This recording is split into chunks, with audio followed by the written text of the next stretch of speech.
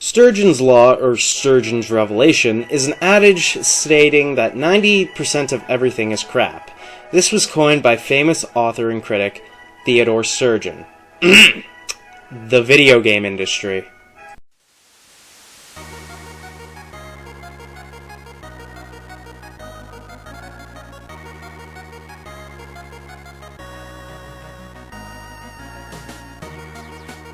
There are millions of video games out there, but only a few are actually any good. Look, I get it. Video games are art or whatever the fuck. And while there's a lot that are like this beautiful painting right here, a lot more are like this drawing of a fat Shadow the Hedgehog. Sure, both are technically, by the very definition, considered art, but one is very clearly better than the other. Wouldn't you agree? And for this video, I'm counting down the worst of the worst, the Shadow the Hedgehog drawings. Games that you don't want to see under your Christmas tree. Games that make you cringe, and games that you wouldn't give to your worst enemy. Now, I only have a few rules for this list. 1, one game per franchise. 2, no game that I haven't played, so no Custer's Revenge, Drake of the 99 Dragons, and no Ride to Hell or Big Rigs. No easy targets, so no games for children ages 4 and under like Barney's Hide and Go Seek and Peppa Pig DS, and no weird knockoff phone games like Grab the Auto 5 or any of those shitty Minecraft clones, because the list would be filled with those games. 4, no games that are basically movies, so no Plumbers Don't Wear Ties, and no games like Snow White and the 7 Clever Boys. So, without further ado, here are my top 10 worst games of all time.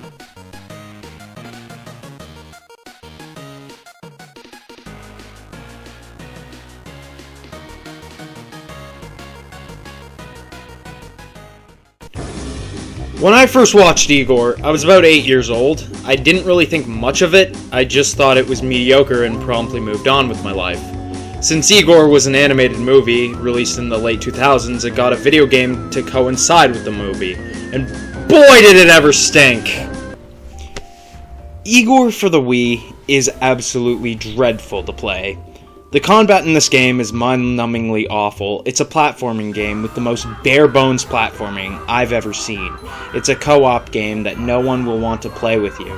And look, I know the Wii was incapable of producing graphics that were on the same level as the PS3 and Xbox 360, but goddamn dude, this game straight up looks worse than many Dreamcasts and hell, even some PS1 games. The music makes me want to rip my ears out. No wonder me and my friend destroyed this game Office Space style and uploaded it to YouTube.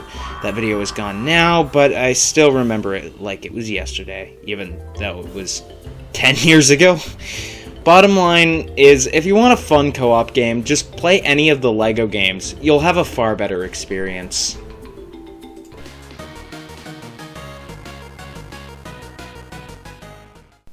In my opinion, the Pokemon spin-offs are a bit of a mixed bag. Pokemon Snap and Pokemon Pinball Ruby and Sapphire are excellent video games, but on the other hand, Hey You Pikachu and Pokemon Channel are awful. But I think the worst Pokemon spin-off of them all has to be Pokemon Dash. As a kid, I really wanted a Pokemon kart racing game. Having all these different characters would make for an excellent kart racer, a la Mario Kart or Crash Team Racing. But no, we had to get a crappy on foot racer. Yeah, this game sucks. You control Pikachu by swiping on the DS screen, which damages your screen like nothing else. The tracks suck, there's little replay value aside from the multiplayer, but good luck finding anyone who wants to play this game with you.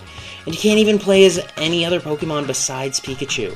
Imagine how many kids got this game for Christmas thinking they'd be able to play as Mudkip, or Torchic, or Trico, but couldn't and ended up disappointed. Yeah, that's Pokemon Dash. If you want an on-foot racer, you're better off with Sonic R, which isn't a very good game, but it's better than this piece of shit.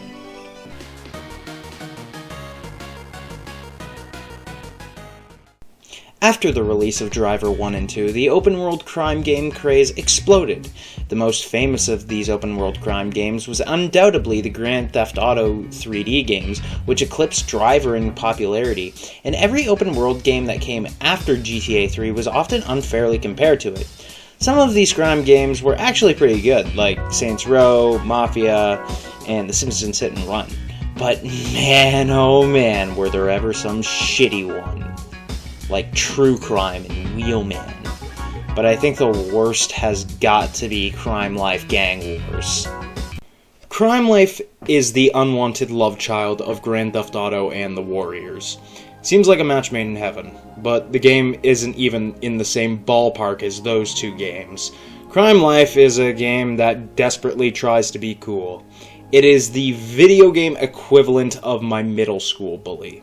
And that's putting it kindly. The game is an open-world beat-em-up game, but the open world is boring as hell to explore with little to actually do. There's vehicles in the streets, but you can't steal them. An open-world crime game with no vehicles to drive is already a huge red flag, as it makes police chases brutally unfair. So maybe it's like Infamous, Spider-Man 2, or Sly 2 and 3, where they have interesting alternate ways of traversal. Nope. You have to walk everywhere. And maybe that wouldn't be such a problem if it was like Fallout New Vegas, a game with no vehicles, and honestly not the best movement in a game, but it has memorable landmarks to keep your travels interesting and unique. Crime Life has nothing.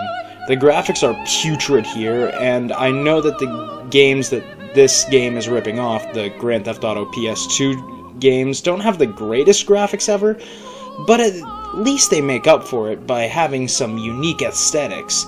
But Crime Life just looks like a PS1 game from 1999 that has been upscaled on an emulator. Put simply, playing Crime Life should be considered a crime.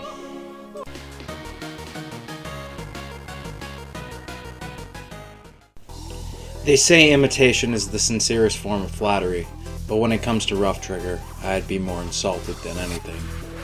Rough Trigger is a platformer shooter hybrid in the same vein as Ratchet & Clank. And when I mean in the same vein as Ratchet & Clank, I really mean that. This is a straight-up Ratchet & Clank ripoff. And not only is it a ripoff of any Ratchet & Clank game, they had the balls to attempt to take on not only the best game in the series, but the best game of all time in my opinion. By poorly imitating Ratchet 2's weapons, aesthetic, and even story. The graphics look 10 times worse than Ratchet & Clank 1, despite coming out 4 years later after Ratchet & Clank 1. The combat is so incredibly easy, to the point where it's boring, and the music is forgettable, and the platforming is so basic it hurts. I feel bad for the kids who wanted a Ratchet & Clank game, but got this instead.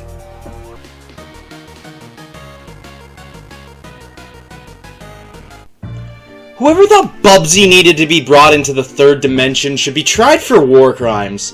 This is the worst looking game I think I've ever seen. And this game came out on the PlayStation 1, and yet it looks like it was released on the Atari Jaguar.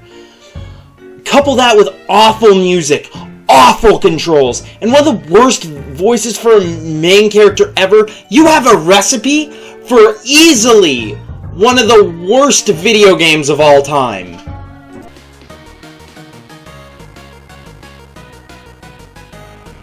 Superhero games are quite the mixed bag. Spider-Man has had some amazing games, Batman has the Arkham series, hell, even the X-Men have had a few decent romps. But what about the most iconic superhero of all time, Superman? Well, I mean, Shadow of Apocalypse was okay. Alright, you all know where this is going. Superman 64 fucking sucks. Yeah, I know. It's like a dead horse at this point. But what is there for me to say that hasn't already been said before? The graphics? Awful. Music? Forgettable. The combat? Probably the worst combat ever in a game. This game may have the worst controls ever in a game. And what's sad about this game is there was actually a PS1 counterpart which actually looked good. But they cancelled it and decided to release this turd of a game instead. Awful. Most of what you do in this game is fly through rings, and since the controls are so bad, you'll probably fail that simple task. You'll probably encounter more glitches here than in most video games out there, and there's a reason that this game's a lot of people's worst game of all time.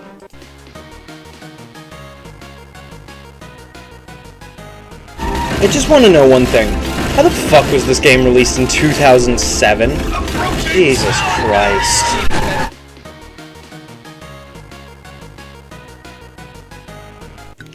I have a question for you. Why buy a decent game for around $30 when you can buy 52 terrible games for the price of $200? My god, is Action 52 ever terrible. Unlike all the other games on this list, it's not one bad game, it's 52 terrible games. There are games here that don't work unless played on an emulator. There's terrible level design, glitches up the wazoo, and games you can't even complete. The cherry on top of the shit sundae is the Cheetah Men. The creators of this game really tried to push the Cheetah Men as the next Ninja Turtles. And spoiler alert, they weren't, and they flopped hard. I will give the game this: the Cheetah Men theme is actually pretty good.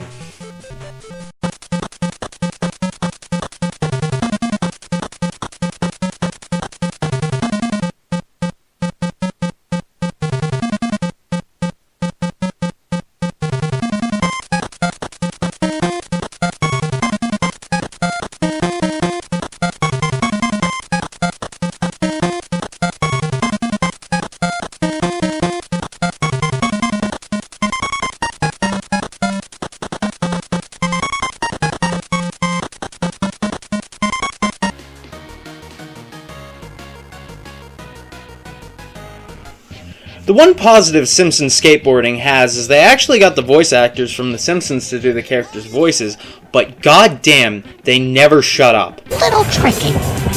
Indie grab. Super. Imagine that. Indie grab. Hello. The level design sucks, often being insanely empty. A lot of the moves don't even work. The game is glitchy as hell, and grinding is the most inconsistent thing ever.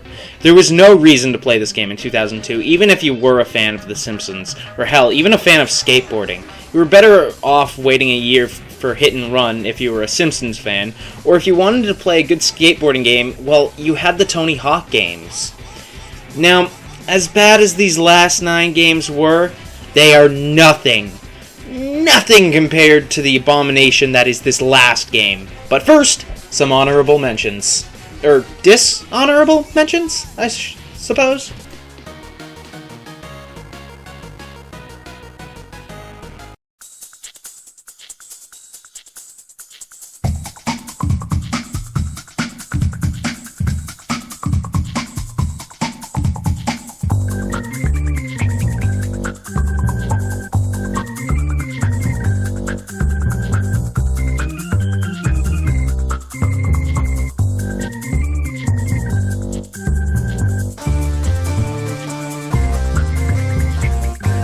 And the worst video game of all time, in my opinion, is...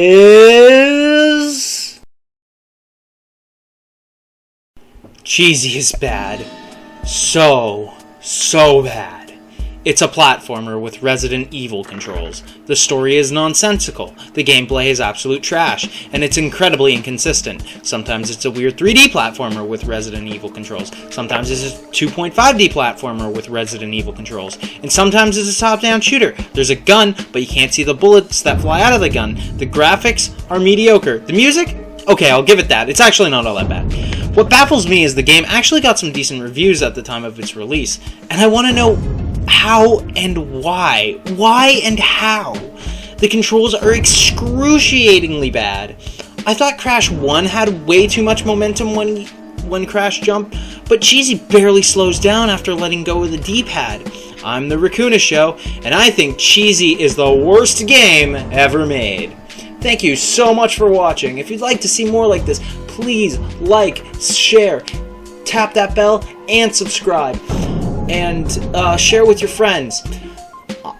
And I'll see you next time.